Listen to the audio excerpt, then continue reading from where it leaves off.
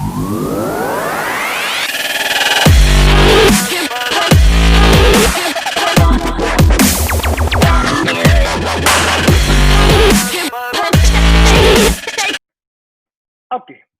Vectors की बेटा अगर आप लोग बात करोगे, पहले अपन ने इंट्रोडक्टरी क्लास में छोटी सी बात कर रहा हूँ, एक थोड़ी सी बात की थी कि सर फिजिक्स क्या है, राइट।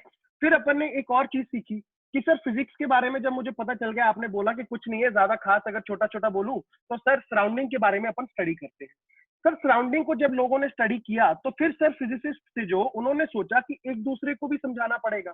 सर अपन एक दूसरे को अगर कुछ सराउंडिंग के बारे में समझाना चाह रहे हैं, मैं आपको कुछ बताना चाह रहा हूँ, तो भाई साहब मुझे वहां पे इंट्रोड्यूस करना पड़ा। क्या इंट्रोड्यूस किया अपन ने? Physical quantity. याद करो, राइट। सर फिजिकल क्वांटिटीज क्या है? जो बच्चे बेटा नए हैं तो ध्यान से सुनो, फिजिकल क्वांटिटीज की कहानी क्या कहती है सर। बेटा आप लोगों ने फिजिकल क्वांटिटीज बहुत सुनी हुई है, राइट।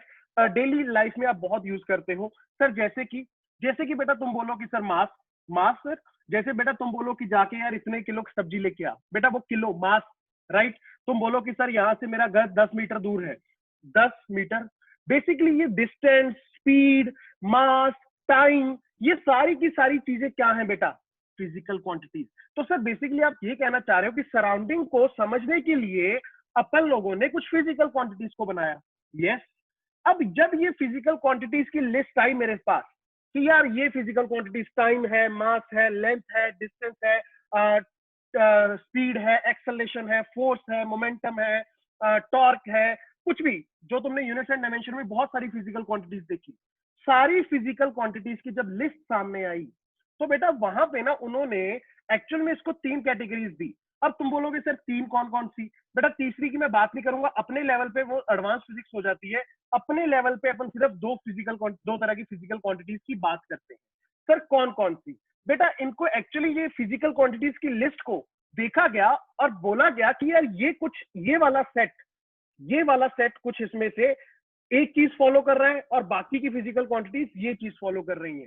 क्या चीज के बेस पे सर ये दोनों को ग्रुप्स में बांटा गया, सारी फिजिकल क्वांटिटीज को? बेटा वो मैं आगे बताऊंगा, बट मैं अभी के लिए आपको ये बता देता हूं कि वो दोनों ग्रुप्स का नाम था, एक को बोला गया स्केलर क्वांटिटीज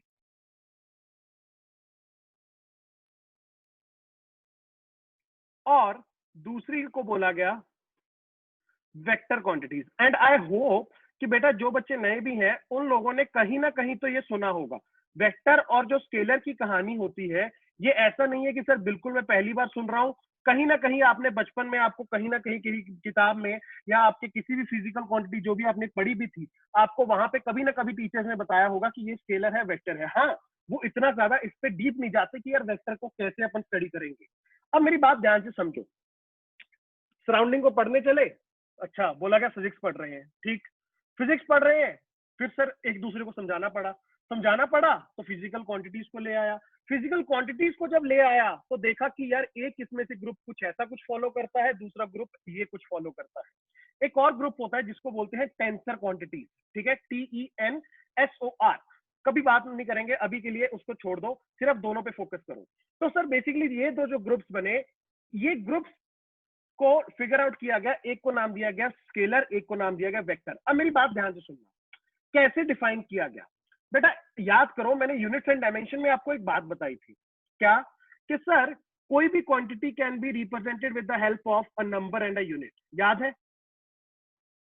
एक नंबर और उसके साथ एक यूनिट चिपका दोगे तो तुम कह सकते हो कि सर एक फिजिकल क्वांटिटी आप डिफाइन कर रहे हो, ठीक है, कोई अमाउंट को डिफाइन कर रहे हो।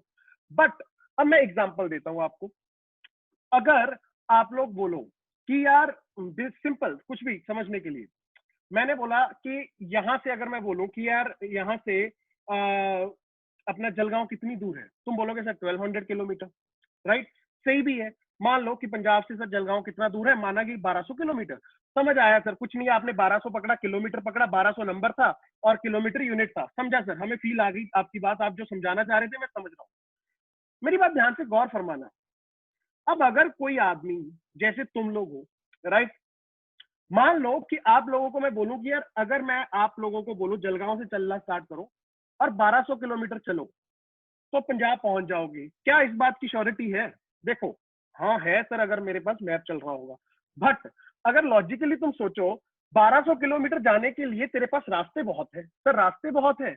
मान ले कि अगर मैं तुझे मोटी मोटी बात करूं कि ये अपने मैप में पंजाब कहीं ऊपर आता है, जलगांव तुम्हारा नीचे यहाँ पे आ गया, राइट। अब यहाँ से जलगांव से अगर आपने चलना चाहा तो सर जी मेरे पास तो डायरेक्शन ही बहुत है चलने के लिए।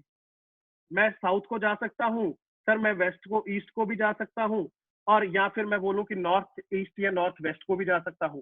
सर मैं तो किसी भी डायरेक्शन में 1200 किलोमीटर जाऊंगा। बट एक बात बता, क्या किसी भी डायरेक्शन में 1200 किलोमीटर चलने से पंजाब आएगा क्या? नहीं, एक पर्टिकुलर डायरेक्शन होगी। अच्छा सर वो डायरेक्शन कौन सी होगी? अगर बेटा मैं तुझे बोलूं क्या वो डायरेक्शन होगी, सर अगर यहां से मैं चला और सीधा सीधा पंजाब की तरफ आया, ये वाली डायरेक्शन होगी, राइट। तो मुझे एक पर्टिकुलर डायरेक्शन यहां पे देनी पड़ेगी अगर मैं आपको जलगांव से पंजाब बुलाना चाह रहा हूं। बेटा लॉजिकली सोच सर, बेसिकली आप ये बता रहे हो कि नंबर और यूनिट के साथ भी बात बन नहीं रही थी, कुछ ना कुछ एक्स्ट्रा यहाँ पे चाहिए था। वो क्या था? वो था डायरेक्शन। तो बेटा यहीं से दोनों में डिफरेंस बनता है। सर डिफरेंस कैसे बनता है? देखो अब अगर मैं तुम्हें बोलूं, एग्जांपल सुनना, यहां से एग्जांपल से ही सब कुछ कहानी समझ आती है। बोल मानो कि मैंने बोला यार तुम लोगों को जलगांव से लेट्स अज्यूम यहाँ आने के लिए टाइम लगेगा, लेट्स अज्यूम मैं सीधा सीधा बात कर रहा हूँ कि मान लो 15 घंटे लगेंगे, ठीक है, लगते नहीं है, ज्यादा लगते हैं, ठीक है, मान लो 15 घंटे लगेंगे। अगर मैंने बोला 15 घंटे लगेंगे, अब क्या 15 घंटों की कोई डायरेक्शन होती है क्या?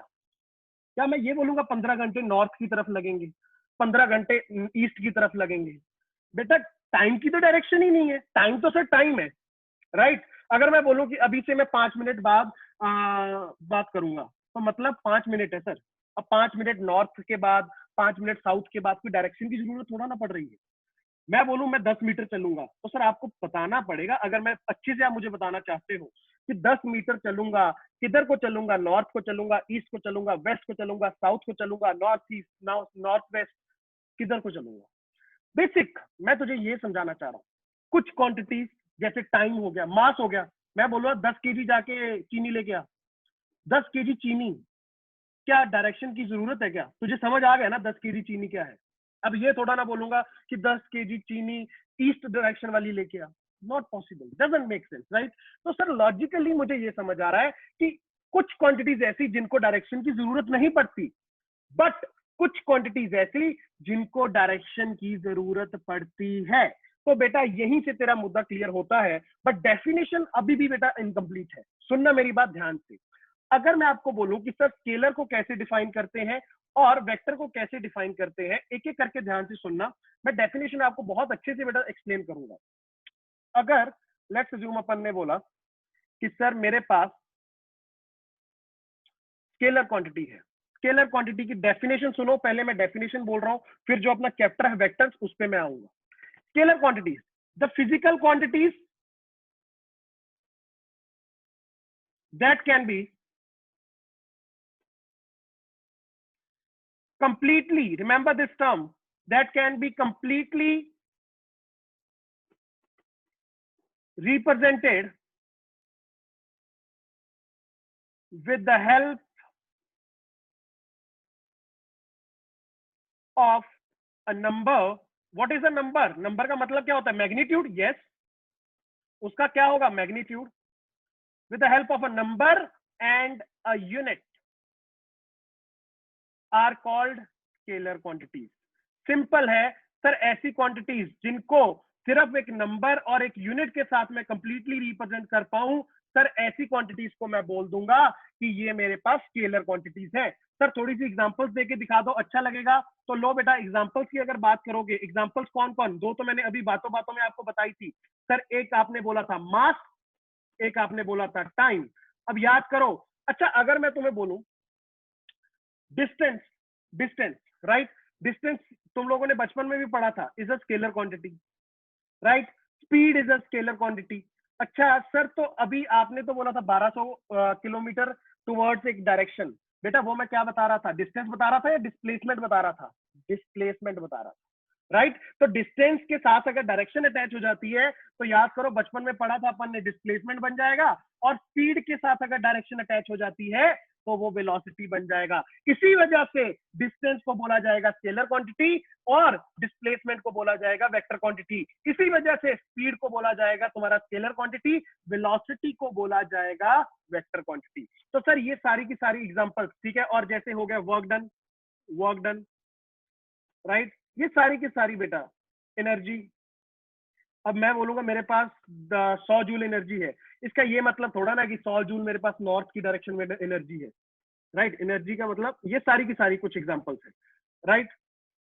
ओके, ये हो गई बात स्केलर क्वांटिटीज की। समझो दूसरी जो वेक्टर की कहानी है, बहुत बच्चों के दिमाग में आ गया होगा कि सर समझ गए, इस पे ज्यादा फोकस मत करो कि सर ठीक है। अब आप बोलोगे कि the physical quantities that can be completely represented with the help of a number, मतलब कि उसका मैग्नीट्यूड और एक यूनिट और एक direction are called as vector quantities. बस उसमें नंबर भी चाहिए, यूनिट भी चाहिए। अच्छा, कई बच्चे ना आगे जाके, मैं बता रहा हूँ, टीचर्स भी तुम्हें अगर पूछे कि स्केलर क्वांटिटी कौन सी है, बच्चे खड़े होकर बोलते हैं मैग्नीट्यूड, सिर्फ उसका मैग्नीट्यूड होता है। अरे नहीं, मैग्नीट्यूड और यूनिट बहुत इंपॉर्टेंट। अभी तुम लोग यूनिट एंड डायमेंशन पढ़ के आए हो, तुम लोगों को इतना बात का आइडिया हो गया कि यूनिट सारा कुछ बदल के रख देता है, याद है। अगर यूनिट बदल गया तो नंबर भी बदल जाता है, तो इसका मतलब यूनिट का भी पूरा रोल रहता है किसी भी क्वांटिटी को अच्छे से समझाने में। तो याद रखना कि सर एक नंबर और एक यूनिट के साथ अगर मैं कंप्लीटली रिप्रेजेंट कर पाऊं, मैं बोलूंगा कि मैं स्केलर क्वांटिटीज की बात कर रहा हूं। ये कुछ आपने मुझे एग्जांपल्स बता दी, अगर मुझे जिंदगी में ये एग्जांपल्स दिखेंगी तो जो आपने मुझे बताया कि ये सारी की सारी क्वांटिटीज, जैसे मास 2 केजी खत्म, टाइम 1 घंटा, 1 मिनट, 5 मिनट खत्म, डिस्टेंस 10 मीटर खत्म, स्पीड 5 किलोमीटर पर आवर खत्म, वर्क डन 100 जूल खत्म, एनर्जी 200 जूल खत्म। खत्म क्यों बोल रहा हूं? क्योंकि कोई डायरेक्शन की कहानी नहीं है आगे, बस नंबर और यूनिट खत्म, राइट। ओके, अब आ जाओ तुम्हारे मेन मुद्दे पे, जो बेटा तुम्हारा है, जो सर अपने लिए बहुत इंपॉर्टेंट है। अब मेरी बात ध्यान से सुनना, मैं डिफाइन फिर करूंगा, पहले मैं जो बोल रहा हूं इसको ध्यान से सुनो। जो वेक्टर के बारे में तू पढ़ेगा इस चैप्टर में, जो भी पढ़ेगा, जो कुछ भी पढ़ेगा, राइट, अगले 4 लेक्चर में, 5 लेक्चर में, वो बेटा सिर्फ वेक्टर के दिमाग, ऐसे मत सोचना कि ये वेक्टर है, बस वेक्टर चैप्टर था उसमें पढ़ाया सर ने, नहीं। जिंदगी में जब भी मैं बोलूंगा कि ये क्वांटिटी वेक्टर है, कोई भी क्वांटिटी हो, तू छोड़ दे कौन सी, जैसे मैंने बोला डिस्प्लेसमेंट, ठीक है, अगर मैंने बोल दिया कि वो क्वांटिटी वेक्टर है, तो ये सारा कुछ जो मैं अगले 4 लेक्चर में इस चैप्टर में पढ़ने वाला हूं सर, वो सारा का सारा वो क्वांटिटी के लिए वैलिड हो जाएगा। समझ रहे मेरी बात? अगर मैं आगे जाके तुझे बोलता हूं कि force is a vector quantity, तो जितना भी तूने वेक्टर के बारे में पढ़ा वो सभी का सभी फोर्स के लिए क्या हो जाएगा? एलिजिबल हो जाएगा। अगर मैंने बोला कि आगे जाके तुझे acceleration is a vector quantity, तो बेटा सब कुछ जो तू वेक्टर के बारे में जानता है वो सारी बातें एक्सेलरेशन के लिए भी सत्य हो जाएंगी। आजा डेफिनेशन लिखते हैं, और अच्छे से इसको लिख लेना हेडिंग डाल के कि वेक्टर क्वांटिटीज कौन सी होती है सर। मैं पहले डेफिनेशन को लिखता हूं, फिर आप लोग अच्छे से इसको नोट कर लेना, राइट। सर बोला जाता है द फिजिकल क्वांटिटीज, तुम लोग पूरा लिखना, मैं पीक्यू लिख रहा हूं, the physical quantities that can B completely represented with the help of, लिखो लिखो सारे, with the help of a number that is उसका magnitude, yes,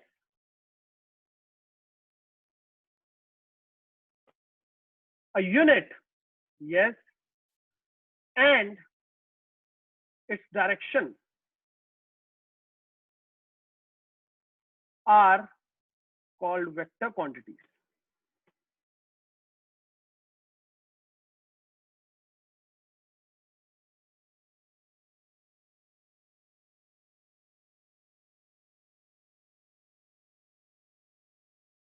ओके, अभी मुझे एक बात बताओ सर, दोनों में डिफरेंस क्या? यहाँ पे सिर्फ एक नंबर और एक यूनिट, यहाँ पे सर नंबर, यूनिट, डायरेक्शन। अच्छा, तो सर एक वेक्टर क्वांटिटी को रिप्रेजेंट करने के लिए मैं बोल सकता हूं एन यू और एक डायरेक्शन, ठीक बात, समझ गया। अब यहाँ पे बेटा एक चीज मिसिंग है, क्या मुझे कोई चीज बताएगा? अभी भी इसकी डेफिनेशन कंप्लीट नहीं है, कौन कौन बताएगा कि सर इसमें क्या चीज की कमी है? जल्दी जल्दी। यस यस, देव ने कुछ बोला, yes, should follow rules of vector या लॉज ऑफ वेक्टर। ऐसा लगता है अच्छे टीचर से पढ़े हो पूनम और देव, मतलब मेरे से पढ़े हो। अच्छा इधर देखो, यहाँ पे लॉजिकली सोच, तीन चीजें अगर तू देखता है कि सर एक क्वांटिटी के पास नंबर भी है, यूनिट भी है और डायरेक्शन भी है, तो बेटा एक बात समझ लो, तभी भी उसको वेक्टर नहीं कह सकते। एक और चीज तुझे देखनी पड़ेगी। सर एक और चीज क्या है वो? बेटा वो चीज स्टार मार्क कर लेना, वेरी वेरी इंपॉर्टेंट। और इसी की वजह से ये सारा चैप्टर पढ़ाया भी जाता है। It must follow laws of vector, it must follow laws of vector. कोई भी फिजिकल क्वांटिटी जिसके पास सर एक नंबर होगा, एक यूनिट होगा और एक डायरेक्शन होगी, और वो लॉज ऑफ वेक्टर को फॉलो करेगा, तो बेटा उसको किस कैटेगरी में डालोगे? उसको बोलोगे कि वो वेक्टर क्वांटिटी है। अगर सर वो मान लो कि सर लॉज ऑफ वेक्टर को नहीं फॉलो करती, तो क्या मैं उसको वेक्टर क्वांटिटी बोल सकता हूं? नो। Answer is no. तो चार कंडीशंस याद रखेंगे वेक्टर को हमेशा दिमाग में रखने के लिए। नंबर, यूनिट, डायरेक्शन, लॉस, चारों चीजें फॉलो करेगा, ठीक है, बोल दे कि वेक्टर क्वांटिटी है। नहीं फॉलो करेगा, मान लेना कि बेटा वेक्टर क्वांटिटी नहीं है। एग्जांपल्स की अगर बात करोगे, लो लिख लो। एग्जांपल्स तुम लोगों ने जिंदगी में सुनी भी काफी हुई हैं, आपको लगेगा कि सर ये सब मैंने सुना हुआ है, बट जो भी क्वांटिटीज लिखूंगा समझ जाना कि जिंदगी में बेटा वो सारी की सारी बातें जो वेक्टर्स के लिए सीखेगा वो इन क्वांटिटीज के लिए भी एप्लीकेबल होंगी। जैसे कि फर्स्ट, कुछ भी लिखो, डिस्प्लेसमेंट,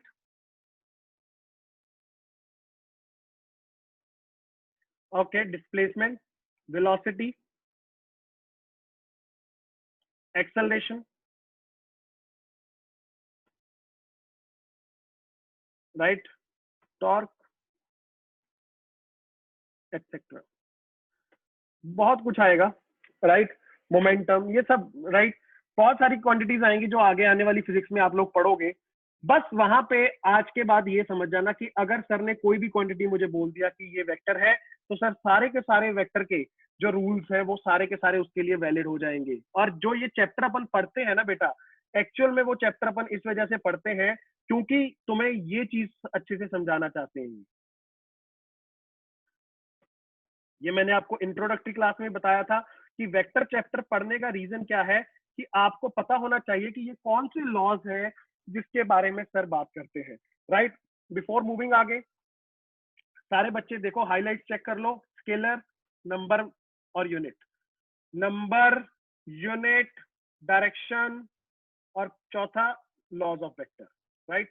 तो याद रखना बेटा ये सारी चीजें फॉलो अप करेंगी तब जाके एक वेक्टर क्वांटिटी बोली जाएगी। आई होप सभी बच्चों को क्लियर है कि स्केलर और वेक्टर में सर क्या डिफरेंस क्या है, क्या क्या चीजें मुझे दिमाग में रखनी है। अगर आपको बेटा क्लियर है, नोट कर लिया, लेट मी नो, फिर मैं आगे बढ़ूंगा जल्दी से सारे बच्चे। Okay, pressure is a scalar quantity. Kunal, pressure is a scalar quantity. Good good good Arpit, good Aman, good good Aman, good वेदांत।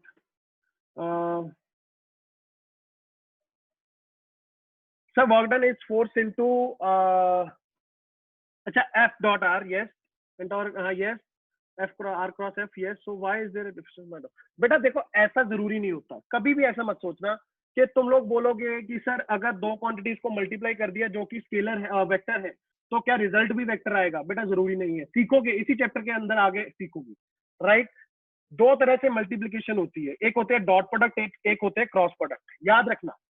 एक होते हैं डॉट प्रोडक्ट, एक होते हैं क्रॉस प्रोडक्ट। अब तेरा डाउट ये है कि सर आपने बोला वर्क जो है वो भी होता है एफ इंटू आर, ठीक है, और टॉर्क भी होता है एफ इंटू आर। ये बेटा तुम लोगों ने सिर्फ बचपन में सीखा हुआ है कि एफ इंटू आर होता है। अब आगे जाके टेक्निकली पता क्या बोलोगे? तुम बोलोगे कि work done is F dot are.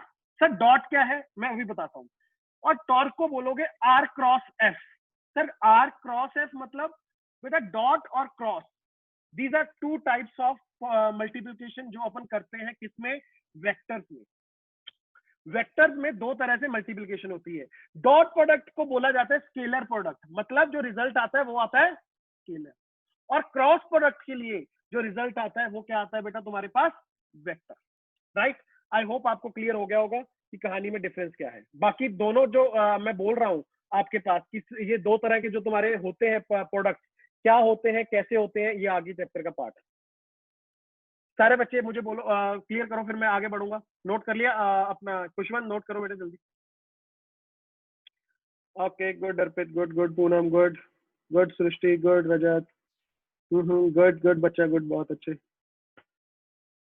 आजा, आगे बढ़ रहा हूँ। बहुत प्यार से बेटा चैप्टर को पढ़ाऊंगा, बट क्यों, रीजन एक समझ लो, इसको हल्के में मत लेना, क्योंकि ये चैप्टर बैकबोन है कुछ चैप्टर्स की, राइट। आगे जाके लॉज ऑफ मोशन पढ़ोगे ना, तुम लोगों को रियलाइज होगा, या काइनेमेटिक्स पढ़ोगे ना, वहां पे तुम्हें रियलाइज होगा कि सर ये कितना इंपॉर्टेंट है मेरे लिए, इसके बिना मेरा काम नहीं चल सकता, राइट। तो प्लीज मेक श्योर ये चैप्टर में जो चीजें सीखने वाले हैं और जो मैं बता रहा हूँ, ये पॉइंट्स को ऐसे दिमाग में बिल्कुल ऐसे ऑन डॉट क्रिस्टल क्लियर करके डाल दो। आ जाओ बेटा, नेक्स्ट नेक्स्ट टॉपिक है रिप्रेजेंटेशन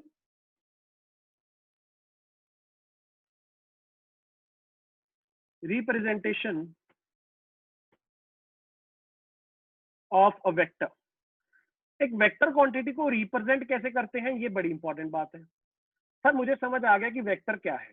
अच्छा, अब वेक्टर को रिप्रेजेंटेशन किया जाता है। अच्छा सर, रिप्रेजेंट कैसे करते हैं? सर मुझे इतना तो थोड़ा बहुत आइडिया हुआ, देखो कि अगर मैं बोलूं कि सर मैग्नीट्यूड और डायरेक्शन मुझे दोनों चाहिए होते हैं, सही बात है, एक यूनिट भी चाहिए होता है, चलो ठीक है, यूनिट को एक बार के लिए साइड पे रखो।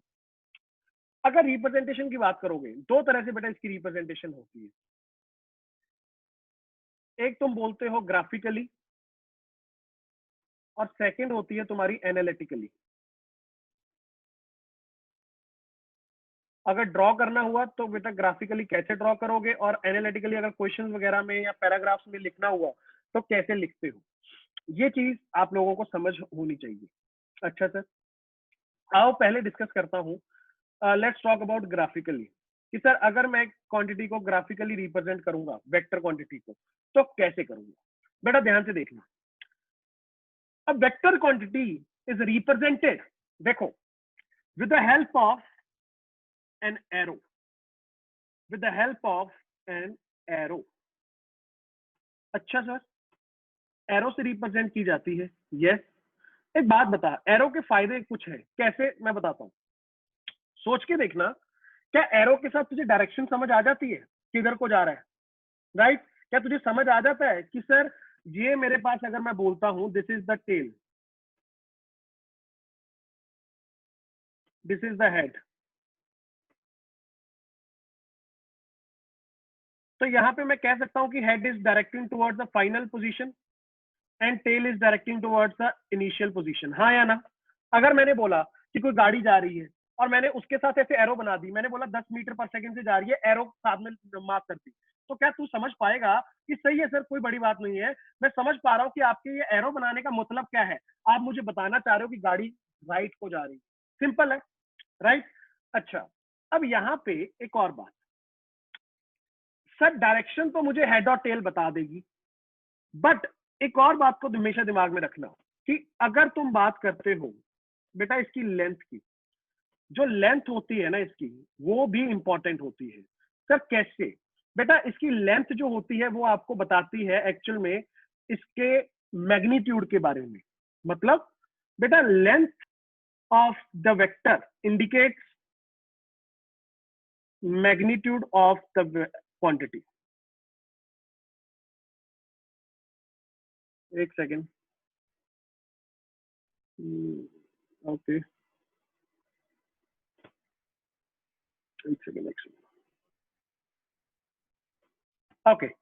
बेसिकली बेटा ये जो लेंथ होती है आपकी, दिस लेंथ रिप्रेजेंट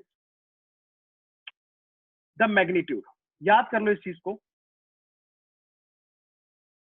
कि लेंथ ऑफ द एरो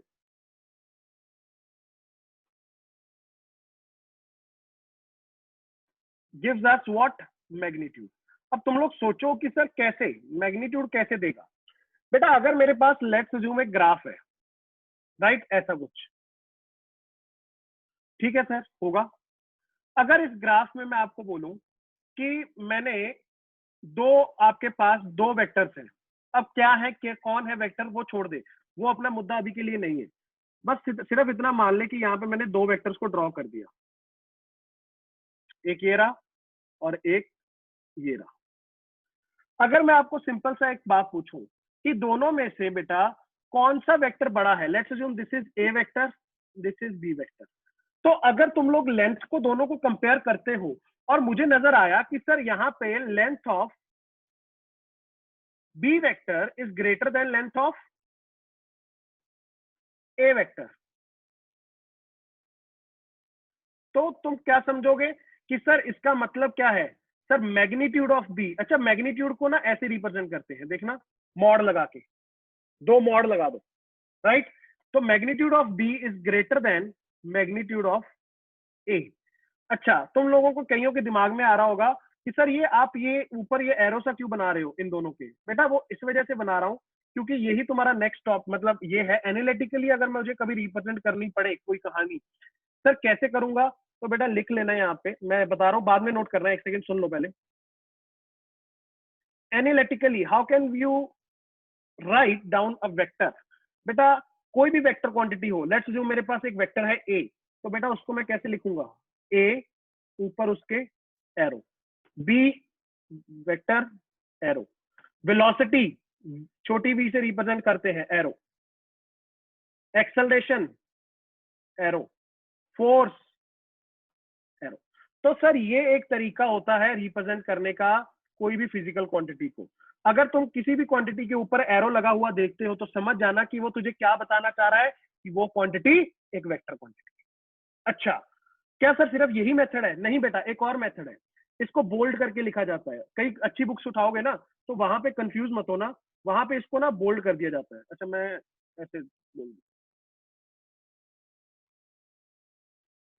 अगर तुम्हें दिखे कि सर पूरे क्वेश्चन में सब तो एक फॉन्ट में लिखा हुआ था और बाकी मैंने देखा कि ये कुछ क्वांटिटीज दिखी जो बोल्ड करके लिखी हुई थी, तो सर इसका मतलब क्या समझूं? बेटा वो आपको ये बताना चाह रहा है कि वो क्वांटिटी कैसी क्वांटिटी है, वो है तुम्हारी vector quantity. But majority of the time मैं बता देता हूँ, आपको जो यूज किया जाएगा आपके, वो यही यूज किया जाएगा, एरोस, राइट। कोई भी क्वांटिटी के ऊपर एरो लगा दिया जाएगा, आपको बता दिया जाएगा कि वो एक वेक्टर क्वांटिटी है।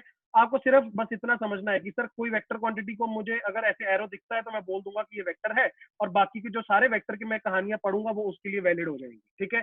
तो ध्यान से समझ लो कि कोई भी अगर मुझे ड्रॉ करने के लिए बोलता है कोई क्वांटिटी को, तो बेटा मैं क्या करूंगा, एरो बना दूंगा।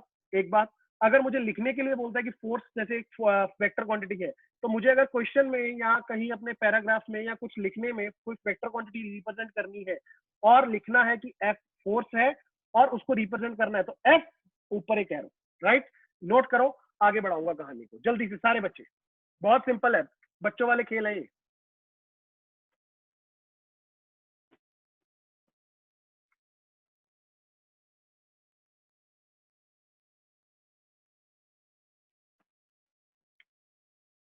नमन दोबारा पूछो क्वेश्चन, मुझे थोड़ा सा समझ नहीं आया।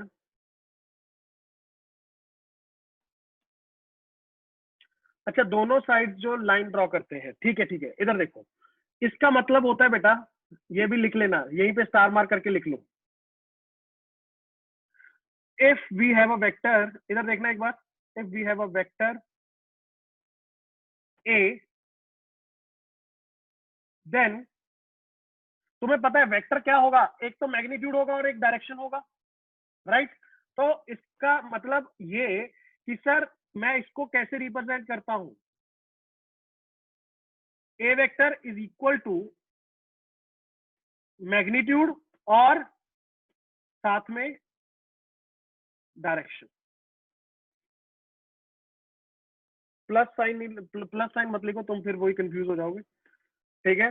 तो सर कोई भी अगर मेरे पास एक फिजिकल क्वांटिटी आती है और वो मुझे बताई जाती है कि वेक्टर क्वांटिटी है, तो सर वो दो चीजों का सम्मेल से मैं उसको रिप्रेजेंट करूंगा, क्या क्या, एक तो सर उसका मैग्नीट्यूड और एक उसका डायरेक्शन। तो बेसिकली ये जो आपको मॉड दिखते हैं, इसका मतलब क्या होता है, this means this is the magnitude of vector of the physical quantity.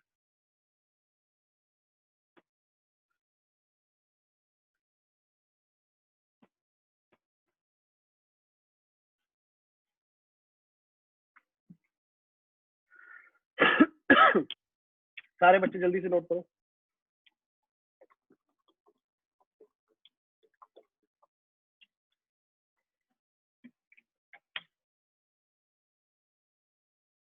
Okay, बढ़ते हैं आगे, बढ़ेंगे बढ़ेंगे।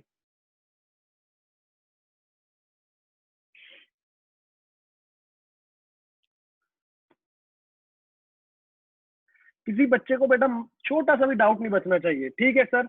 जितना आप बता रहे हो वो मुझे बिल्कुल क्रिस्टल क्लियर हो रहा है, मुझे समझ आ रहा है कि ठीक है, कहानी में कुछ भी नहीं है, बहुत प्यारी सी कहानी है। आप छोटी छोटी सी बातें बता रहे हो कि कैसे रिप्रेजेंट करना है, कैसे डायरेक्शन बनानी है, कैसे उसका लेंथ देखना है, कैसे उसका मैग्नीट्यूड होता है, छोटी छोटी बातें। बट ये छोटी बातें ही आगे जाके तुम लोगों को बहुत कुछ सिखाएगी। अच्छा, इसका डायरेक्शन ना एक्चुअल में कई बार आप देखते हो इसको ऐसे भी लिखा जाता है, A vector is equal to magnitude of A और ऐसे थीटा। अब कई बच्चे बोलते हैं कि सर ये क्या, ये आपने जो थीटा यहाँ पे लिखा हुआ है इसका मतलब क्या है? बेटा इसका मतलब एक्चुअल में होता यही है कि ये भी डायरेक्शन ही रिप्रेजेंट कर रहा है। तुम कहोगे सर डायरेक्शन तो ठीक है, ये एंगल का क्या लेना देना?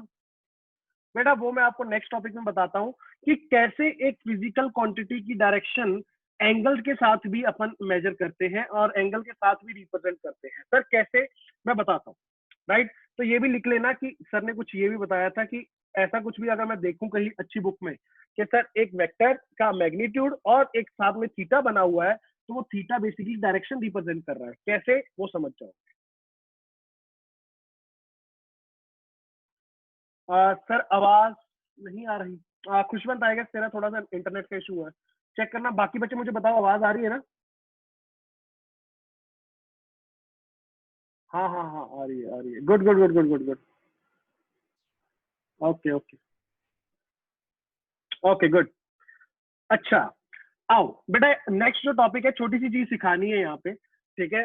कोई बहुत बड़ा मतलब ये नहीं है, बट हाँ आगे जाके इम्पोर्टेंट हो जाता है। दिवेश आवाज नहीं आ रही क्या दिवेश को? दिवेश कह रहा है आवाज नहीं आ रही, एक सेकंड मुझे चेक करने दो।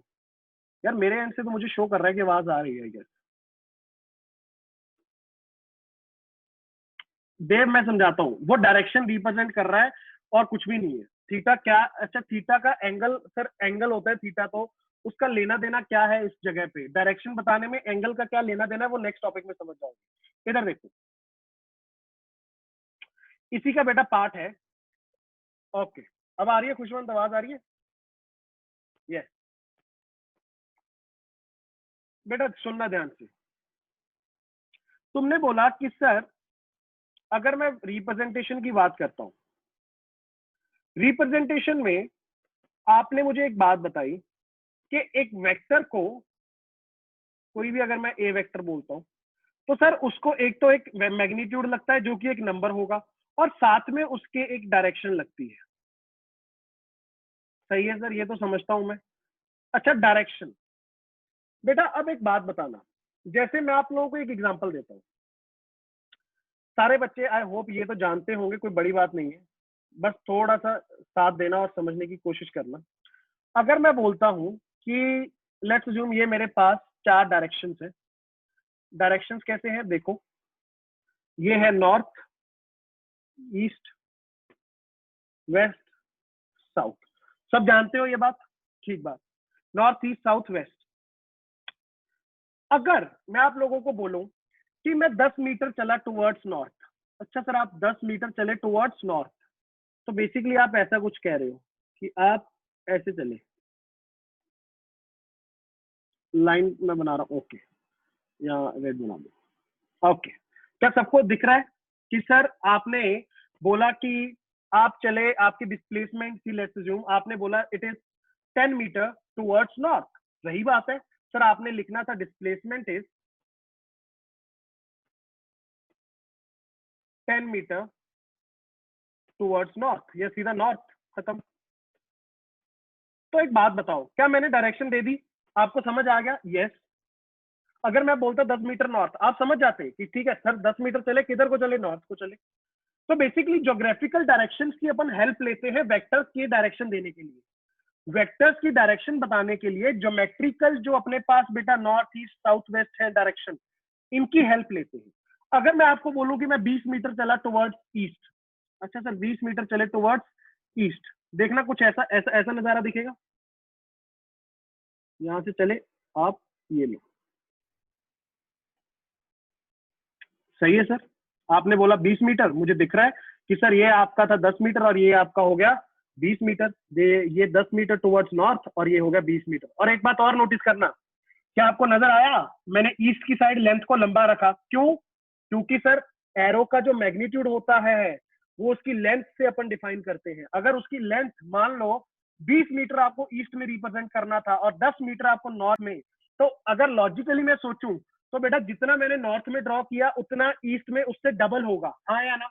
सोच के देख, length is directly proportional to magnitude. अगर सर ईस्ट में चलने का मैग्नीट्यूड डबल तो इसका मतलब लेंथ भी डबल। ये तो देखो बच्चों वाली बात है, इसमें कोई बड़ी बात नहीं है सर। ठीक है, ये आपने मुझे दो चीजें बता दी कि एक तो आपने बताया डिस्प्लेसमेंट होगी 10 मीटर टुवर्ड्स नॉर्थ, एक आपने बताया 10 मीटर टुवर्ड्स ईस्ट। सर ये तो फिर मैं जानता हूं सर, ये मैं बचपन से देखता भी आया हूं, बट इसके अलावा कुछ और चीजें भी यूज होती हैं सर, जैसे कि आपको मैं बोलूं डिस्प्लेसमेंट इज, इसको पार्ट बना देना, this is let's assume this is your first part, this is your second part, third part is मैंने बोला 10 मीटर नॉर्थ ईस्ट या नॉर्थ वेस्ट ले लो, मैं चला 10 मीटर नॉर्थ वेस्ट। कोई मुझे बताएगा सर ये नॉर्थ वेस्ट का क्या मतलब है? सर नॉर्थ पता है, वेस्ट पता है, नॉर्थ वेस्ट कौन सी डायरेक्शन हो गई? बेटा ध्यान से देखना और यहाँ पे गौर फरमाना, इसका मतलब क्या होता है नॉर्थ वेस्ट का, कि बेटा मैं चला हूं एग्जैक्टली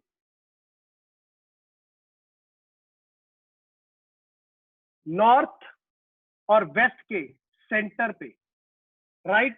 सेंटर पे मतलब जितना ये नॉर्थ है ये वेस्ट है, इसके एग्जैक्टली बीच में अगर मैं तुम्हें पूछूं एंगल बताओ, तो क्या तुम बोल सकते हो 45 डिग्री बनेगा अगर सेंटर पे होगा, हाँ या ना? जल्दी से सोच के बताओ। अगर मैंने बोला 10 मीटर तो देखो सर ये 10 मीटर। अच्छा, अगर नॉर्थ वेस्ट है तो सर एग्जैक्टली इसके बीच में, एग्जैक्टली बीच में मतलब सर 45 डिग्री ये और 45 डिग्री ये। क्या ये समझा सबको? अगर आज के बाद तुम्हें डायरेक्शन दी जाए कि सर मैं बोलूं 20 मीटर या 20 न्यूटन फोर्स भी हो सकती है which is also vector quantity, तो तुम क्या बोल सकते हो? हाँ बिल्कुल, कुणाल बोल रहा है 135, बिल्कुल सही बोल रहा है अगर एक्स एक्सिस से बोले, ठीक है। बट मैं यहाँ पे बात कर रहा हूँ नॉर्थ और ईस्ट के साथ उसका जो एंगल बनता है उस पर मैं बाद में आऊंगा, ठीक है। तो ये जो बेटा एंगल था तुम्हारे पास, याद रखना दिस इज 45 डिग्री। तो मतलब जब भी सर मुझे डायरेक्टली नॉर्थ वेस्ट बता दिया जाए तो मैं समझ जाऊंगा कि नॉर्थ और वेस्ट के एग्जैक्टली बीच में। ऐसे ही कौन कौन सी डायरेक्शन हो सकती है देखना, इसकी तरह similar to this I can say sir होगा मेरे पास साउथ वेस्ट और होगा मेरे पास साउथ ईस्ट और मेरे पास होगा नॉर्थ ईस्ट। तो बेटा अगर ये चारों आपको दिखे तो समझ जाना कि सर इसका मतलब क्या है कि दोनों के एग्जैक्टली बीच में है वो। क्या क्लियर है मेरा पॉइंट? आगे बढ़ू, ये पॉइंट समझा कि अगर मुझे बोला जाए 10 मीटर 50 न्यूटन, अगर मुझे बोला जाए कि एक फोर्स लगाई गई टुवर्ड्स साउथ वेस्ट, तो मैं क्या समझूंगा सर इस डायरेक्शन में, इस डायरेक्शन में वो फोर्स लग रही है इस डायरेक्शन में, और ये एंगल कितना होगा सर 45 डिग्री। 45 डिग्री कितना बोला था मैंने, कितना Newton? Let's assume 50 Newton, right. तो बेटा याद रखना एक बात को कि हमेशा जब भी मुझे ये डायरेक्शंस दी जाए कोई भी फिजिकल क्वांटिटी के लिए, तो sir north west, south east, north east, मुझे पता है नॉर्थ कहाँ पे है, ईस्ट कहाँ पे है, साउथ कहाँ पे है, वेस्ट कहाँ पे है, उन दोनों जो भी दोनों डायरेक्शन दी गई है उसके एग्जैक्टली बीच में ले लूंगा। यहां तक समझ आया? तो अब बेटा इस पे जो मेन मुद्दा है वो शुरू होगा। सर मेन मुद्दा मतलब, इधर देखो, अगर मैं बोलता हूं, मैं ग्राफ दोबारा से बना रहा हूं, लेट्स अज्यूम अपने पास बेटा एक्सिस है कुछ, डायरेक्शंस वैसे ही मार्क कर लेना हमेशा की तरह कि सर ये हो गया नॉर्थ, ये हो गया ईस्ट, ये हो गया वेस्ट, ये हो गया साउथ, राइट। ओके, अब क्वेश्चन में क्या पूछा जाएगा, क्या बोला जाएगा, क्या तुम लोगों को बताया जाएगा? बेटा आपको कुछ ऐसा दिखेगा, देखना मैं एग्जांपल्स कुछ ले रहा हूं, एग्जांपल्स ले रहा हूं, एग्जांपल से ही आप लोगों को क्लियर होगा। Let's do first example is a 10 Newton force is applied 30 degree north of east, right. या फिर आपको बोला गया 20 newton 40 degree south of west, या फिर आपको बोला गया 10 newton 55 degree east of south. अब तुम लोग देखो सर, सीधा सीधा नॉर्थ साउथ ईस्ट वेस्ट मुझे समझ आता था, north east south west, south east north east ये भी समझ आता था, बट यहां पे इन्होंने क्या किया, अब देखना देव समझ जाएगा जो तेरा डाउट था। यहां पे इन्होंने एंगल भी दिया और नॉर्थ ईस्ट लिखा, नॉर्थ ऑफ ईस्ट लिखा, 40 डिग्री लिखा, साउथ ऑफ वेस्ट लिखा, 55 डिग्री लिखा, ईस्ट ऑफ साउथ लिखा। सर ये बात तो पक्की है कि नॉर्थ ईस्ट में होगा, साउथ वेस्ट में होगा, ईस्ट और साउथ में होगा, बट कुछ एंगल्स भी है। बेटा एक बार मैं समझाऊंगा, बहुत सिंपल है, जो मेथड यूज कर रहा हूं ध्यान से देखना। बेटा मैं बोलता हूं कि यहां पे एक काम करो, सबसे पहले अगर मैंने देखा सर नॉर्थ ईस्ट में है कितने 10 न्यूटन, अच्छा पहली बात तो ये समझ जाओ कि बेटा ये ना हमेशा याद रखो ये नॉर्थ और ईस्ट के बीच में होगा।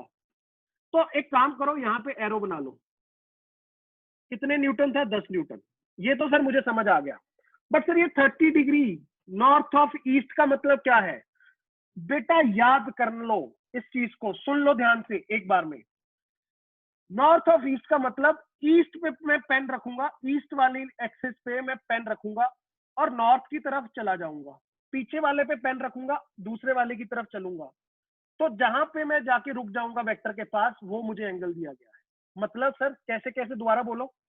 मैंने बोला जो पीछे वाला था नॉर्थ ऑफ ईस्ट था ना, ईस्ट पे मैंने पेन रखा, नॉर्थ की तरफ बढ़ा, तो ये एंगल मुझे दिया गया है 30 डिग्री। मैं एग्जांपल कर रहा हूं, एक और देखो, मुझे दिखा 20 newton south of west. Sir इसका मतलब पहली बात तो क्लियर है मुझे बहुत अच्छे से, क्या कि सर ये साउथ और वेस्ट के बीच में होगा। यस सही बोल रहे हो बेटा। तो सर ये कहीं ना कहीं मैंने ऐसे ड्रॉ कर लिया, कितना मैग्नीट्यूड है इसका 20 न्यूटन। अब सर मुझे डायरेक्शन भी देखनी है बेटा, कितने कैसे बोला मैंने, पीछे वाला साउथ ऑफ वेस्ट, वेस्ट पे पेन रख के साउथ की तरफ जाऊंगा तो 40 डिग्री होगा। सर वेस्ट पे पेन रखा, साउथ की तरफ चला, तो ये एंगल कितना है 40 degree. Similarly last case, sir बोला गया 10 न्यूटन टुवर्ड्स ईस्ट और साउथ, सर इसका मतलब ईस्ट और साउथ के बीच में कहीं होगा, मैंने सर ऐसे ड्रॉ कर लिया, राइट। अच्छा ड्रॉ करने के बाद सर अब मुझे एंगल देखना है ये किसके साथ बन रहा है। साउथ पे पीछे वाले पे पेन रखूंगा, ईस्ट की तरफ घुमाऊंगा, साउथ पे पेन रखा, ईस्ट की तरफ घुमाया, तो ये एंगल मुझे कितना दे रखा है 55 डिग्री। पहले तो मुझे ये बताओ किसी बच्चे को अभी भी कोई डाउट है इसमें, तो मैं और एग्जांपल्स खुद से करूंगा, नहीं मैं तुम लोगों को दूंगा, तुम लोग खुद से ड्रॉ कर लेना उसको, जल्दी बोलो।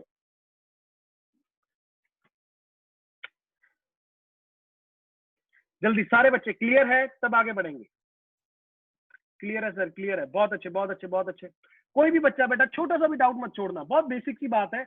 अगर मुझे कभी ऐसे एंगल दे दिया और दिस ऑफ दिस बता दिया गया, दिस ऑफ दिस, राइट, पीछे वाले दिस पे पेन रखूंगा, आगे वाले को उड़ा दूंगा, राइट, आगे वाले पे तरफ जाऊंगा, सर बस खत्म, वही एंगल दे रखा है, राइट। अच्छा इधर देखना, अब एक बात और समझो, कई बार बच्चे सर कंफ्यूज हो जाते हैं, सर मैंने सर आंसर निकाला, सर मेरा आंसर आया 30 degree north of east, sir option में नहीं दिया हुआ, सर ये कैसे हो गया?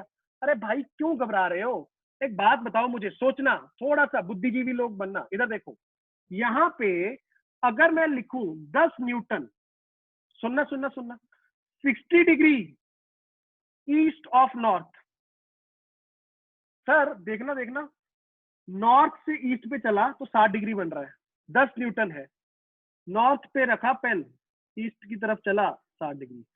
क्या मैं कह सकता हूं कि ये दोनों के दोनों एक ही चीज को लिखा गया है, हाँ या ना? जल्दी बोल, सोच के देख। अगर मैं 10 न्यूटन फोर्स जो लिखी थी 30 डिग्री नॉर्थ ऑफ ईस्ट, उसको मैं 60 डिग्री ईस्ट ऑफ नॉर्थ लिख दूंगा तो बात तो वही रहेगी। या फिर जैसे नेक्स्ट केस है 20 Newton 50 degree west of south लिखूंगा, तो समझेगा तू? Yes, right. तो प्लीज प्लीज ट्राई करो कि मेरे बिल्कुल सर दिमाग में फिट हो गई है बात, कैसे ये चीजें करनी है। अब मैं आप लोगों को एक काम करता हूँ, मैं आप लोगों को कुछ डायरेक्शंस बना देता हूँ, आप एक काम करना, उसके बाद उसको मुझे बना के बताना कि कैसे करते क्या हो। इधर देखो, रिप्रेजेंट करो, मैं अपनी कॉपीज में बेटा सारे बच्चे करोगे करेंगे। इधर देखो एग्जांपल्स, रिप्रेजेंट एक ही ग्राफ में कर देना, अलग अलग ग्राफ मत बनाना। Represent the following in the graph.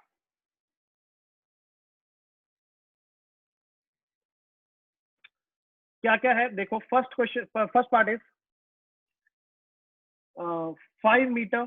अच्छा थोड़ा सा ट्राई करना, अगर ऊपर नीचे हो जाए ठीक है, भावनाओं को मैं समझ जाऊंगा, बट ट्राई करना कि 5 मीटर का साइज छोटा रखना, क्योंकि सर मुझे पढ़ा था मैग्नीट्यूड लेंथ के ऊपर डिपेंड करता है। 5 मीटर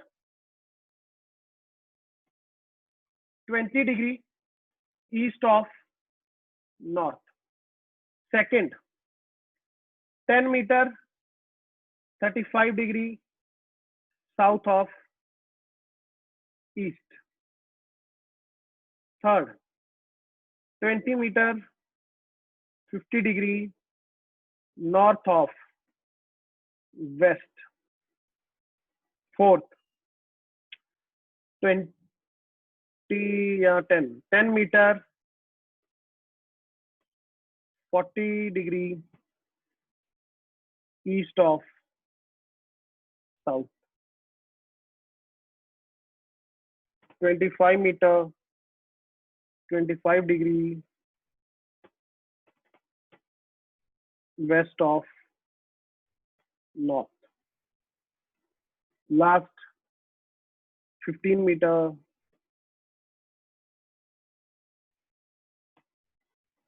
70 डिग्री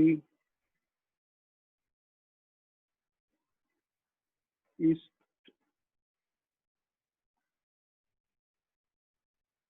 कुछ भी बना दो, ईस्ट ऑफ साउथ नहीं, ईस्ट ऑफ साउथ भी होगा। एक second, north of east, north of east. चलो, सभी केसेस हो जाएंगे बेटा, अगर कर लिया तुम लोग पास हो, फिर मार नहीं खाओगे कभी।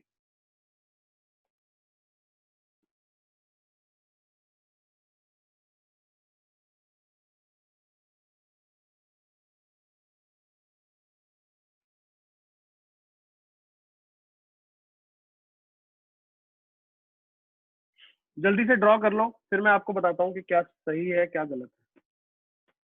जिसने भी ड्रॉ कर लिया मुझे बता देना कि सर मेरा ड्रॉ हो चुका है, आप स्टार्ट करो। ओके, अर्पित का, अमन का हो चुका है। गुड। मैसेज करो मुझे, मैसेज करो सारे बच्चे, मुझे सभी दिखते नहीं है तो मैसेज कर दो खचाखच, जल्दी जल्दी जल्दी जल्दी जल्दी।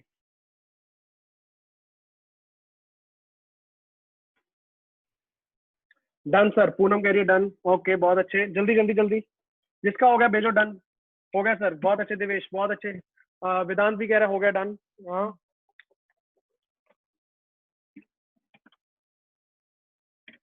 Balerao done, good. Kunal good, Priyanshi good बच्चा। Pranav, Rajat, Dev, okay okay okay okay okay okay okay okay. Harshvardhan, okay good. Drishti का भी हो गया, बहुत अच्छे बहुत अच्छे बहुत अच्छे बहुत अच्छे। अमन हो गया या चल रहा है? Good good good. पद्माज बच्चे बहुत अच्छे, नमन। आजा, देख देख देख देख, एक एक करके एक एक करके एक एक करके। सबसे पहला सर, 5 मीटर नॉर्थ। अच्छा देखो सर, पहला काम मैं क्या करूंगा सर, मैं नॉर्थ ईस्ट वेस्ट साउथ। अच्छा कई बच्चे अगर ईस्ट और वेस्ट में कंफ्यूज होते हैं, मैं बता दूं, वो याद रखा करो, जी न्यूज वाली कहानी याद है ना, ऐसे ऐसे न्यूज, राइट। बचपन में बताते थे तुम लोगों को, अब जरूरत नहीं होनी चाहिए। ओके इधर देखो, अगर तुम लोगों को 5 मीटर 20, अच्छा सर पहले तो सर नॉर्थ और ईस्ट के बीच में, ठीक है सर समझ आ गया। सर इसका मतलब मैं यहाँ पे बना दूंगा इसको, बन गया सर। सर अब एंगल देखा तो 20 डिग्री है। सर कहाँ से, नॉर्थ पीछे है तो ईस्ट की तरफ जाऊंगा तब 20 होगा। तो सर मैंने नॉर्थ से पेन रखा, ईस्ट की तरफ गया, सर कितना आया 20 डिग्री। सही है सर, समझा ये तो। ओके, सर साथ में मैग्नीट्यूड भी लिख दो, क्योंकि मैग्नीट्यूड और डायरेक्शन दोनों चाहिए होते हैं, बिल्कुल। ओके, सेकंड, सर यहाँ पे मुझे बोला गया साउथ ऑफ ईस्ट, तो मतलब सर यहाँ पे कहीं बीच में लाई करेगा, ये बात तो पक्की है सर, राइट। अच्छा सर, मैंने ड्रॉ भी कर ली लाइन। अब सर मुझे ये देखना है कि ये 10 मीटर जो दिए गए हैं ये कहाँ से है, 35 डिग्री तो है, बट कहाँ से। तो सर मैंने, आपने बताया ईस्ट में पेन रखो, साउथ की तरफ बढ़ो, तो वो एंगल दिया गया है सर, 35 डिग्री बन गया, खत्म sir. Third, sir 20 meter 50 degree north of west, तो सर एक बात तो पक्की कि यहाँ पे बीच में कहीं होगा ये। अच्छा, तो सर ये 20 मीटर इसका मैग्नीट्यूड हो गया सर। 50 डिग्री सर वेस्ट पे मार्कर रख के नॉर्थ की तरफ चला, तो सर ये बनेगी कहानी, चेक करो, 50 degree. Similarly 10 meter 40 degree east of south, sir south, अच्छा इसके बीच में है सर। अच्छा, तो sir 40 degree east of south, तो बेटा इसको मैं रब कर रहा हूँ, ये वाले को, नहीं तो बीच में खिचपिच हो जाएगा, एक इसको रब कर रहा हूँ। तो सर वो वेक्टर कहाँ पे होगा सर, पहली बात तो पक्की है कि इसके बीच में होगा। मैग्नीट्यूड सर 10 मीटर है। अच्छा, 40 डिग्री ईस्ट ऑफ साउथ, तो सर ईस्ट पे पेन रखा, साउथ की तरफ 40 डिग्री, खत्म है सर, कुछ भी नहीं है। Similarly sir 25 degree west of north, तो sir 25 degree west of north, तो सर इसका मतलब ये कहाँ पे बनेगा, कहीं पे ऐसे, नॉर्थ और वेस्ट के बीच में बनाया, उसके बाद 25 डिग्री नॉर्थ में पेन रखा, इधर को चला, कितना आया 25 degree. Last 15 meter 70 degree north of east, तो सर इसका मतलब ईस्ट से 70 डिग्री, तो सर इसके अलोंग ही होगा, इधर देखना, देखना देखना सही बना रहा हूँ क्या।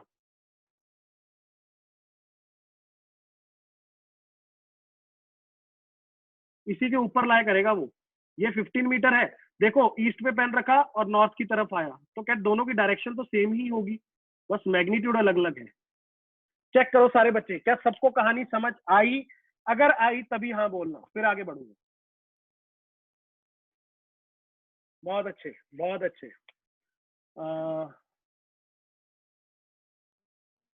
Done sir done.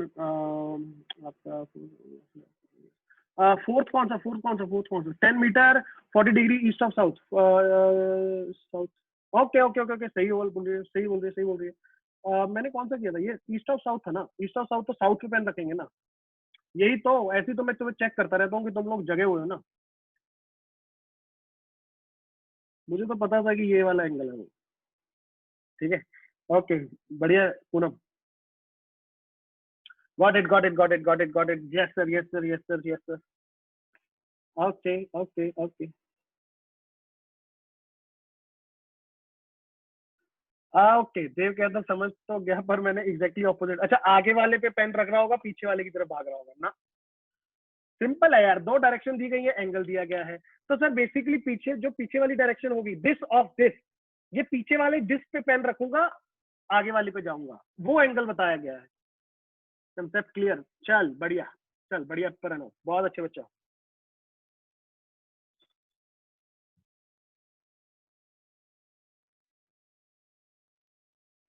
ओके, आगे बढ़ू, तो अब समझ आ गया होगा देव कि क्यों एंगल्स की भी वहां पे एंगल से क्यों रिप्रेजेंट कई बार कर दिया जाता है, तो आप लोगों को समझ आ गया होगा। हाँ मुझे दिख रहा है, कौन बच्चा दिखा रहा है, अमन आएगा, बिल्कुल सही दिखा रहा है, गुड गुड गुड गुड, बढ़िया अमन, बढ़िया बच्चा, राइट, बहुत बढ़िया। नहीं खुश, कौन था, खुशवंत था आएगा, अच्छा खुशवंत था। ओके, सारे बच्चे बेटा सिंपल से कंसेप्ट को दिमाग में डाल लेना और समझ लेना कि सर कैसे, बढ़िया बढ़िया अमन, कैसे अपन लोगों को ये फिगर आउट करना है कि कोई डायरेक्शन दी जाए तो कौन सी डायरेक्शन है, बस इतना। और थीटा की लिखा था, अब समझ आ जाएगा। सर थीटा इस वजह से लिख देते हैं कई बार नॉर्थ और ईस्ट में भी, मुझे एग्जैक्ट, अब देखो तुम पूरा कोई भी ले लो, नॉर्थ से लेके पूरा, नॉर्थ से पूरा घूम जाओ, कोई भी डायरेक्शन क्या मैं रिप्रेजेंट कर सकता हूँ एंगल के साथ, यस। कुछ नहीं है सर, बस आपको थोड़ा सा बताना है कि इधर को है, तो मैं बता दूंगा सीधा सीधा कि किधर को कहानी बन जा रही है। ओके, आगे हेडिंग डाल लो, next topic, very quite important, and concept भी क्लियर होगा, यहाँ से कुछ ना कुछ बढ़िया चीजें सीखोगे, और ऐसी चीजें सीखोगे जो काफी लंबे समय तक अपने साथ रहेंगी। Types of vector.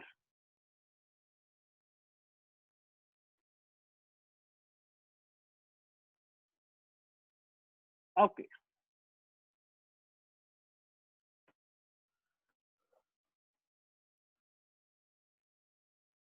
आओ, पहला समझते जाना, समझ आएगा, कुछ इसमें खास नहीं है, बहुत सिंपल सी बातें करूंगा बेटा। पहला तुम्हारे पास है, first one is,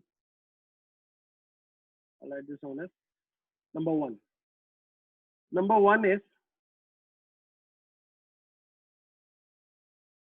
parallel vector. Sir parallel vector, okay बेटा। देखो, सबको समझ आता है कि सर पैरेलल वेक्टर्स की अगर मैं बात करूं तो क्या क्या मेरे दिमाग में क्या कहानी बैठनी चाहिए। सर अगर दो वेक्टर्स की, मैं सुनना मेरी बात, अगर मैं बोलूं दो वेक्टर्स की डायरेक्शन सेम है, राइट, अच्छा छोड़ो इसको ऐसे ही, अपन डायरेक्ट ही बना देते हैं। अगर मैंने बोला कि सर ये लो अपने दो वेक्टर, ये है ए और ये है बी, क्या आपको नजर आ रहा है कि दोनों की डायरेक्शन सेम होगी? यस। अगर बेटा दोनों वेक्टर्स की डायरेक्शन सेम है, if the direction of two vectors is same,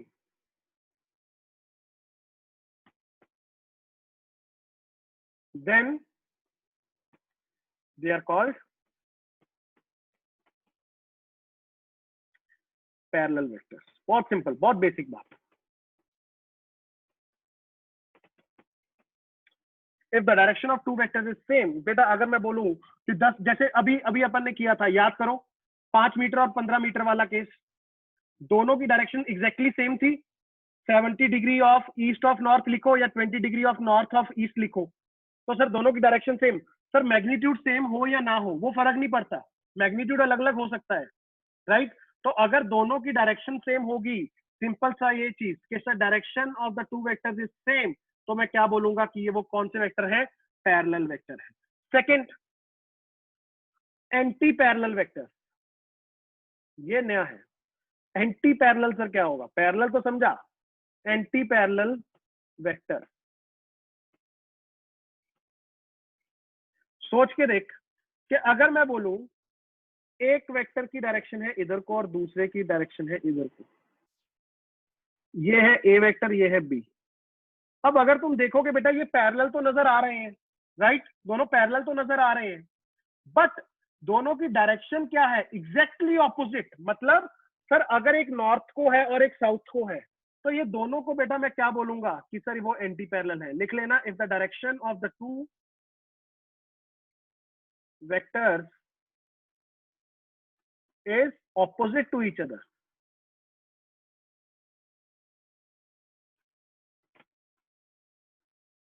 right, if it is opposite to each other, yes Naman, it is compulsory बेटा, it is compulsory for them to be parallel। मैं समझ गया क्यों doubt आ रहा है, आगे जाके क्लियर हो जाएगा। वेक्टर्स को शिफ्ट कर सकते हैं कहीं पे भी। Sir equal vectors like vectors unlike vectors, हाँ हाँ बिल्कुल बिल्कुल प्रियांशी, बिल्कुल बेटा, बिल्कुल बिल्कुल करेंगे, सबकी बात करेंगे बेटा। अगर डायरेक्शन ऑपोजिट हो तो अपन क्या बोलेंगे? सर ये एंटी पैरेलल वेक्टर्स है, याद रखना इस बात को, बहुत सिंपल सी बात। अच्छा, एक मैं क्वेश्चन पूछ रहा हूँ और कई बार आप लोग कंफ्यूज हो जाते हो, बट है बहुत बेसिक सी बात। अगर मैं बोलूं कि थीटा, थीटा क्या है सर? मैंने बोला theta is the angle between A and B.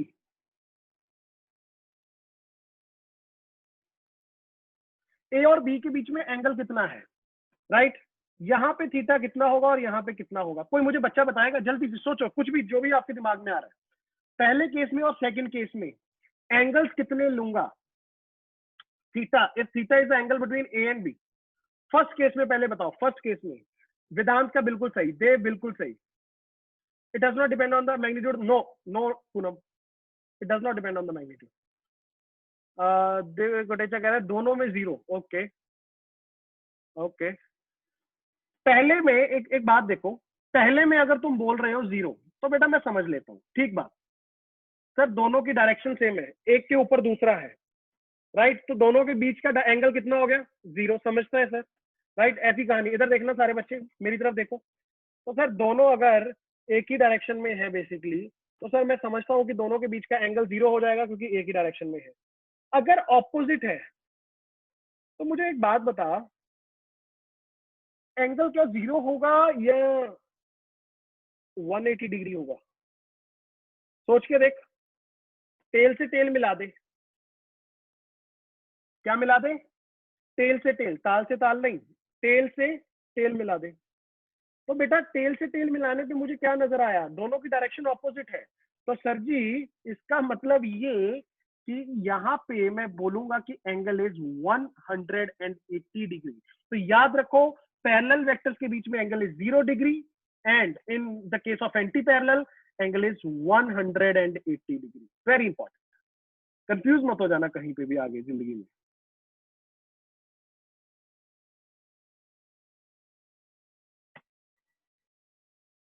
Okay, I move आगे, जल्दी से बेटा क्लियर करो, आगे बढ़ो। दोनों में कोई डाउट नहीं है, बहुत बेसिक सी बात। Okay, third one, third one, third one बेटा देखो, यहाँ पे ना एक्चुअल में मैं तुम लोगों को जो पहले जो ये बेसिक टर्म्स होती है जो आगे जाके कई बार यूज हो जाती हैं, उसके अलावा आप लोगों को ये भी पता होना चाहिए क्या, एक टर्म यूज होती है कोलीनियर वेक्टर। कोलीनियर वेक्टर बेटा नाम से क्लियर है, कोई ज्यादा ये यूज नहीं होता, बट ठीक है फिर भी पता होना चाहिए। कहीं पे भी अगर अच्छी किताब पढ़ोगे हो सकता है वहां पे आप लोगों को दिख जाए। टैटा मत करना कि सर ने बताया नहीं। इधर देखो, अगर दो वेक्टर्स एक ही लाइन पे लाई कर रहे हैं, मतलब अगर दो वेक्टर्स एक ही लाइन पे लाई कर रहे हैं, तो बेटा तुम बोल सकते हो कि सर वो दोनों के दोनों क्या है? Collinear vectors, right? Vectors that lie on the same line are called collinear vectors. अब एक बात अगर आप लोगों को समझ आ गई हो, कोलिनियर वेक्टर्स के बीच में एंगल हमेशा कितना होगा? या तो 0 होगा या फिर 180 डिग्री होगा। अगर मैंने दोनों सेम डायरेक्शन में रखे तब भी सर कोलिनियर, ऑपोजिट में रखे सेम लाइन पे तो फिर भी लाई करेंगे। तो इसका मतलब एंगल कैन बी 0 और 180। यस यस बिल्कुल पूनम, बिल्कुल सही बोल रही है। आऊंगा मैं उस पर, आऊंगा आऊंगा। इसीलिए तो मैंने बोला अगर एंगल 0 है और 180 है तो बेटा कोई भी पैरेलल और एंटी पैरेलल जो वेक्टर्स होते हैं वो सारे कोलिनियर होते हैं। याद रखना ये बात, राइट? याद रखना ये बात कि theta is equal to 0 degree या फिर 180 degree.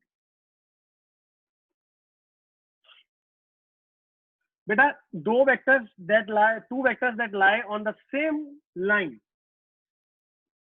Vectors lying on the same line. अब एक लाइन ड्रॉ कर लो, स्ट्रेट लाइन। उस स्ट्रेट लाइन पे अगर दो वेक्टर्स बेटा तुम्हारे पड़े हैं, this is A vector and this is B vector, तो बेटा तुम कह सकते हो कि वो कोलिनियर है।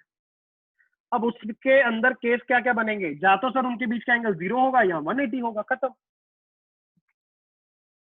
राइट? आई होप क्लियर है सबको। ये एंगल्स को याद रखना, कई बार यूज हो जाती है कहानी।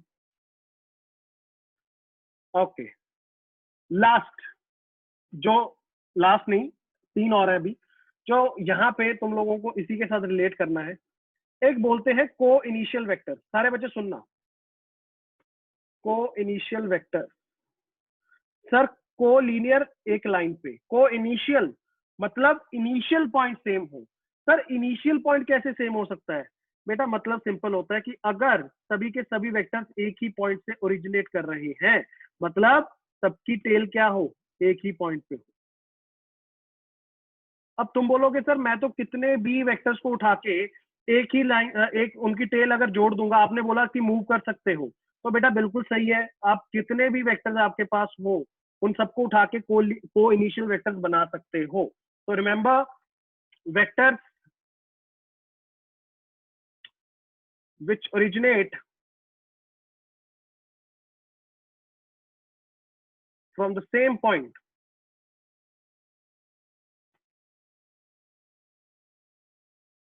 That originate from the same point, एक ही पॉइंट से ओरिजिनेट करने वाले बेटा वेक्टर्स को क्या बोलोगे? वो को इनिशियल वेक्टर्स है। यहाँ पे ए बी सी डी सारे के सारे वेक्टर्स बेटा क्या है? को इनिशियल वेक्टर्स। सारे के सारे वेक्टर्स क्या है? को इनिशियल वेक्टर्स। यस यस वेदांत, बिल्कुल बिल्कुल।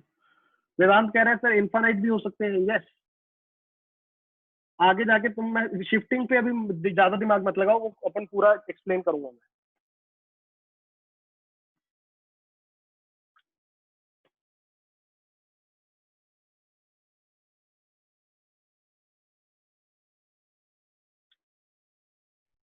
ओके आगे बढ़ू, जल्दी से सारे बच्चे क्लियर करो, आगे बढ़ू। चारों सीधा सीधा टिप्स पे रखेंगे sir. Parallel, direction same, angle zero. Okay, magnitude same हो या ना हो फर्क नहीं पड़ता। अच्छा, एंटी पैरेलल सर, जिनकी डायरेक्शन ऑपोजिट होती है सर, ऑपोजिट के साथ मतलब एंगल कितना होगा? 180 सर, मैग्नीट्यूड सेम हो ना हो फर्क नहीं पड़ता। कोलिनियर एक ही लाइन पे सर लाई करें सर, वो पैरेलल वाले और एंटी पैरेलल वाले दोनों होते हैं, मतलब उसका एंगल 0 भी हो सकता है, 180 भी हो सकता है सर। को इनिशियल वेक्टर सर, कोई भी वेक्टर्स को अगर मैं पकड़ के उनकी टेल जो होती है एक पॉइंट पे ले आऊं, तो मैं बोलूंगा कि ये सारे के सारे वेक्टर्स क्या हैं? को इनिशियल वेक्टर हैं। लिख लेना ये लास्ट वाले में कि here A B C D all the 4 vectors are co-initial vectors. खत्म। ये बेटा 4 है जो टर्म्स यूज होंगी, ठीक है। ये कभी कभार आपके लाइफ में, मतलब आपको, मतलब लाइफ क्या, ये जो फिजिक्स की आपकी लाइफ होगी उसमें ये 4 टर्म्स कभी ना कभी यूज होंगी और आपको ये समझ में आना चाहिए। दो ऐसे केसेस इसमें टाइप्स हैं जो धड़ल्ले से यूज होती है। धड़ल्ले से मतलब बहुत ज्यादा। अब यहाँ पे वो दो कौन कौन सी हैं उनको मैं बेटा आपके सामने रखूंगा। One is equal vector. Heading डाल लो सारे बच्चे, equal vector. Sir equal vector मतलब बेटा याद कर लो एक बात, एक वेक्टर के पास डायरेक्शन भी होती है और मैग्नीट्यूड भी होता है और यूनिट भी होता है, सही बात है। तो याद रखना एक बात, अगर मैं बोलता हूं कि सर मेरे पास दो इक्वल वेक्टर्स हैं, तो बेटा याद कर लो उनका डायरेक्शन और मैग्नीट्यूड दोनों सेम होना चाहिए। अब कई बच्चे बोलेंगे सर ये तो बेसिकली पैरेलल भी है। अरे यार बिल्कुल होंगे ना। अगर डायरेक्शन सेम है इसका मतलब क्या? डायरेक्शन सेम है इसका मतलब क्या? दोनों के बीच का एंगल 0 हो गया। तो इसका मतलब क्या इक्वल वेक्टर्स पैरेलल वेक्टर्स होते हैं सर?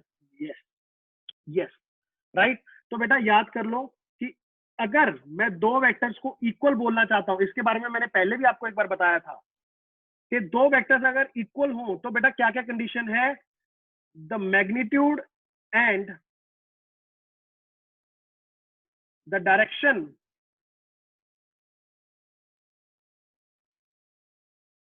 Both are same.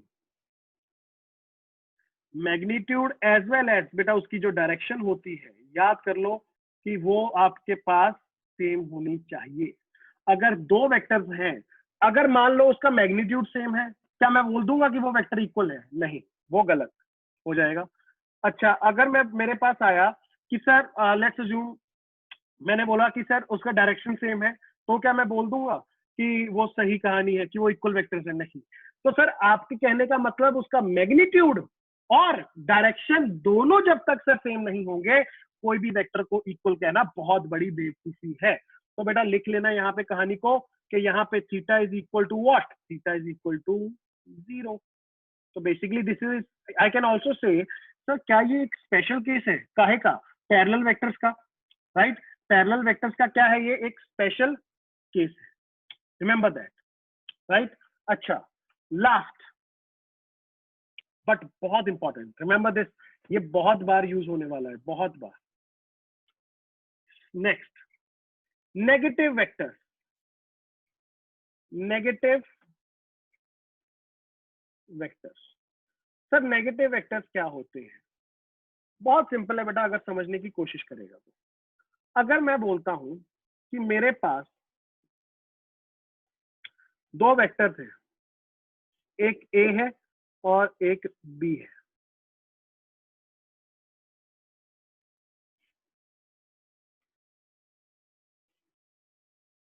दोनों का मैग्नीट्यूड सेम रहेगा।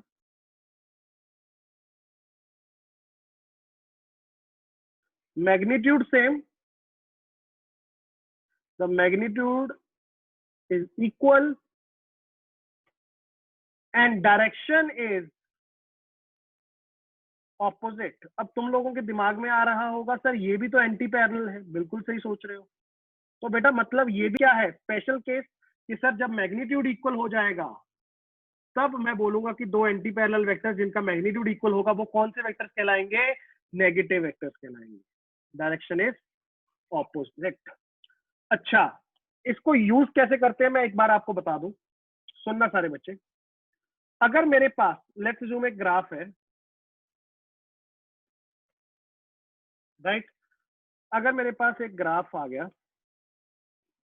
मैंने बोला कि यार मेरे पास ना एक वेक्टर है, सारे बच्चे ध्यान से इधर फोकस करो। मैंने बोला ये ए वेक्टर है। अब अगर मैं तुम्हें बोलूं कि लेट्स अज्यूम, अच्छा थोड़ा सा टेक्निकल चलते हैं। मैंने बोला ए वेक्टर की डायरेक्शन क्या है, नॉर्थ ईस्ट। तुम समझ गए सर बीच में सेंटर पे होगा, हाँ या ना। अगर मैंने बोला कि इसका नेगेटिव ए वेक्टर क्या होगा, तो बेटा कुछ नहीं करना आपको, उठाओ, पकड़ो, 180 से घुमा दो, 180 से घुमा दो, मैग्नीट्यूड सेम रहेगा बट डायरेक्शन को क्या कर दूंगा, ऑपोजिट। तो मतलब सर अगर ये ए वेक्टर है तो एग्जैक्टली इसकी ऑपोजिट डायरेक्शन में उसी मैग्नीट्यूड का माइनस ए वेक्टर हो जाएगा, राइट। याद रखना कि दोनों का magnitude of A is equal to magnitude of minus A. दोनों का मैग्नीट्यूड सेम है बट डायरेक्शन बेटा क्या है, ऑपोजिट है। Direction of A vector and minus A vector is opposite. बहुत सिंपल सी कहानी, बहुत प्यारी कहानी। आई होप अब आप लोगों को ये बात समझ आ गई। अगर मैं कभी भी बोलूं कि कोई वेक्टर का नेगेटिव बना के दिखा, तुझे कुछ नहीं करना। अगर मैंने बोला 10 मीटर टुवर्ड्स नॉर्थ, इसका नेगेटिव क्या होगा, तू बोलेगा 10 मीटर टुवर्ड्स साउथ। अगर मैंने बोला जैसे ये ए वेक्टर अभी था नॉर्थ ईस्ट में, इसका नेगेटिव किधर को होगा, सर उसी मैग्नीट्यूड का साउथ वेस्ट में। मैंने बोला कि 20 मीटर चला मैं ईस्ट में, इसका नेगेटिव वेक्टर 20 मीटर चला वेस्ट में। तो सिर्फ डायरेक्शन घुमा देनी है तो वो नेगेटिव बन जाएगी, मैग्नीट्यूड सेम रहेगा बस। ओके, बहुत इंपॉर्टेंट, इसको स्टार मार्क कर लोगे सारे बच्चे, सारे बच्चे ये दोनों को स्टार मार्क कर लो बेटा। इक्वल और नेगेटिव, इसका यूज होगा भरपूर।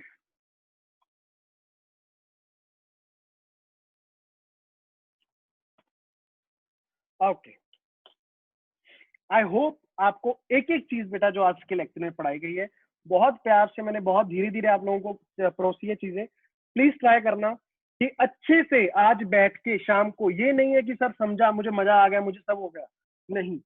आज बैठो, शाम को कल की क्लास से में आने से पहले आज वाला रिवाइज करेंगे। सर खुद से एक बार पढ़ के देखूंगा, लगेगा तो सर हाथ से भी निकालूंगा, राइट। ट्राई किया करो जब कोई चीज पढ़ते हो और समझ आता है कि ये इंपॉर्टेंट है। जैसे मैंने लेट्स अज्यूम मैंने टाइप्स लिखनी है, राइट। तो सर अब जैसे मैंने टाइप्स लिखनी है तो मैं कुछ इंपॉर्टेंट बातें यहाँ पे लिख लेना, नेगेटिव वेक्टर का एंगल कितना होगा, 180 डिग्री, ठीक है। अच्छा, जैसे सर अब मैंने टाइप्स ऑफ वेक्टर्स को रिवाइज करना है आज शाम को, क्या करूंगा सर, कुछ नहीं, पहले तो लिखूंगा parallel vector, anti parallel vector होते हैं, कोलिनियर होते हैं, को इनिशियल होते हैं, अपने इक्वल होते हैं, नेगेटिव होते हैं, ठीक बात, लिख लिया। फिर सर एक एक वर्ड लिखूंगा। पैरेलल के लिए क्या लिखूंगा कि सर इसकी डायरेक्शन सेम होनी चाहिए, बस, एंगल कितना, 0, खत्म। एंटी पैरेलल के लिए एंगल सर डायरेक्शन क्या होनी चाहिए, ऑपोजिट, एंगल होगा 180। अच्छा, उसके बाद सर क्या लिखूंगा, तो फिर मैं लिखूंगा कोलिनियर, लाइन सेम होनी चाहिए, 0 होगा एंगल या 180 होगा, खत्म। को इनिशियल, सर टेल एक पॉइंट से होनी चाहिए, खत्म। उसके बाद sir equal vector, sir magnitude और डायरेक्शन सर दोनों सेम होनी चाहिए, खत्म। Last negative vector, sir direction opposite होगी, मैग्नीट्यूड सेम होगा। और अगर मुझे कभी बोला गया कि इस वेक्टर का नेगेटिव वेक्टर बना के दिखा दे, तो सर ने बताया उसको उठा के ऑपोजिट कर दे। ये बेटा मेथड होता है रिवीजन करने का। ये दो दो वर्ड्स को लिखोगे, हाथ से निकालोगे, फॉर श्योर कभी भूलोगे नहीं। राइट। आई होप आज के लेक्चर में बेटा आप लोगों को जो चीजें मैं समझाना चाह रहा था वो समझ आई। जो भी आपके डाउट्स होंगे आई विल कम एंड वहां पे आके मैं डाउट्स लेता हूँ। ठीक है, ओके।